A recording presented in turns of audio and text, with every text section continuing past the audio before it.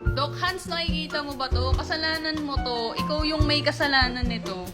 Wala akong balak bumili ng neck weight, pero dahil naisukat ko yung neck weight ni Doc Hans, napabili ako ng wala sa oras kasi nung sinukat ko yung neck weight niya, sabi ko, wow!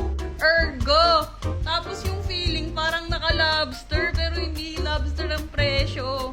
By the way, this neck weight is from Branchia or Branchia. Ewan ko, basta made in Korea yan. So, alam mo agad na maganda to kasi pag sinuot mo siya, comfy siya.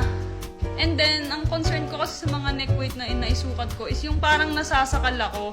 Eto, pag gumaganto ako, gumaganon siya, move forward, hindi ako nasasakal. And pag naka-hood ako, hindi ko siya ramdam, sobrang comfy niya. And hindi rin siya tumatama sa joko. Kasi pwede mo siyang iganyan. Hindi siya tatama. Pwede mo din siyang lagyan ng additional weights dito. Sabi ni Coach Abner, 100 lang daw.